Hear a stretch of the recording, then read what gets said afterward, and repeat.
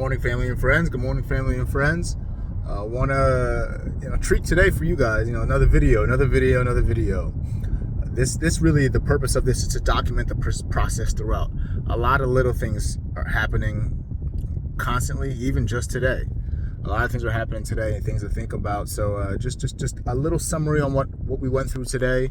As a reminder, we just bought two multifamilies, right? Two small multifamilies, one 4-unit, one 2-unit, for about a little north of $850,000, maybe north of $860,000, right? So a down payment on 25% down on that, especially now, you've got to be the perfect model citizen for them to give you some money these days. I need 25% down. I have to pay the transfer tax, all this good stuff. But either way, I had a lot of documents to sign from the lender. And it comes in like a whirlwind. He's asking you to make sure you pay for the appraisal, which is $775. Right? I have to not only sign documents from the lender and make all these payments, I also have to distribute to my lender a lot of these documents for the underwriter. And granted, we've done a lot of this already because for the pre-approval, so I have to essentially retrieve these documents. But some of the stuff I had to give him, obviously my driver's license. I had to give him essentially all my assets. So I had to give him my mortgage statements for all of my current mortgages and my properties. I had to give them all my bank statements from the last 60 days. From your savings accounts, your checking accounts, your high yield savings accounts, whatever the case may be. You have to give them your latest 2 pay stubs so they can verify that you are employed, right? Just things like that you have to also gather and get to on a timely manner, right? As well as pay for the appraisal. And then I'm just leaving the bank right now because I had to go grab this thing called an earnest money deposit. And I think it's funny because in Pennsylvania, at least, or the people that I'm working with, the earnest money deposit is like the deposit for the deposit, essentially, the deposit for the down payment, right? It's essentially letting the sellers know I'm good for the money. And you're like, well, what's the down payment for then? The down payment is very similar, but it's letting the bank know that you're good for the loan, right? So I had to go get my earnest money deposit. And that is to be handed to the seller within the week, right? Because we accepted, they stopped showing, they stopped marketing. So they're losing out on potential buyers or potential opportunity in the future. So they need some promise on our end that we will give a $10,000 earnest money so they can, okay, we're done selling. These people are serious. And I got to give them this $10,000 within like 3 or 4 days, right? So they can confidently know that this deal is going to get done, right? And if I want to pull out after the earnest money deposit, they keep that bread. So, right, we got to make sure we know what we're doing. And that puts more pressure on making sure you sign all your documents in a timely manner.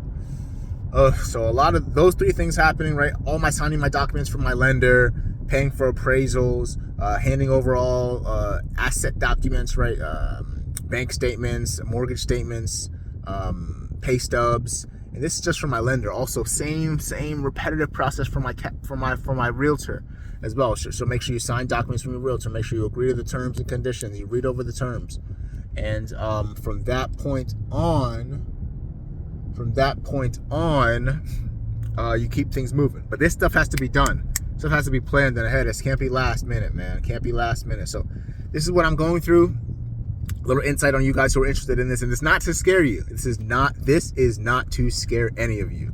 It's just things that you see it, an email, you pick it up and you get it done. You pick it up and you get it done. You pick it up and you multitask, right? Because there's no time that I'm not doing nothing, right? So you pick it up and you get it done. You look, okay, what do I need? Okay, let me work on that. Let me work on this. And then lastly, what I want to get to is your earnest money, your down payments, all the documentation. The last thing I want to get to really is how you're going to set up your business, right? I wanted to set up an LLC to keep myself financially not liable, right, personally, if in the event I get sued by a tenant. That's not going to be happening because I have to set up the LLC in a specific advance before signing day, right? And those terms and conditions will have to be on a commercial loan, which is different terms, and that also takes time.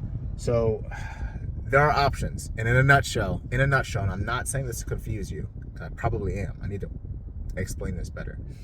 There are options. I can set up an LLC, restructure my loan to a commercial loan, but I won't be able to do that in time. So I would have had to set up the LLC, maybe a week or two ago, to make sure that that's completed, to be able to roll over the properties before signing day or on signing day. Option 2 is, okay, well, they can't get in, that's fine. Just pay a transfer tax to roll the properties that are in my name into the LLC that I eventually have to create. And nothing in America is free, right? That transfer tax here in PA is 1% for the buyer, 1% for the seller. I am essentially the buyer and the seller because I'm selling it from my personal name to the LLC that I own. So I would have to pay 2% transfer tax, which you're like, all right, only 2%. That means to move over from my personal asset control to my LLC, I have to pay 2%. For perspective, right? Imagine a property is worth $500,000. 1% is 5 G's. 2% is 10 G's, right? So you have to just pay 10 G's just to move over a piece of paper. That's a lot of money when you're talking about trying to profit on a business. So that's another option, right? Obviously, restructure your loan for a commercial loan to roll into the LLC prior to signing day.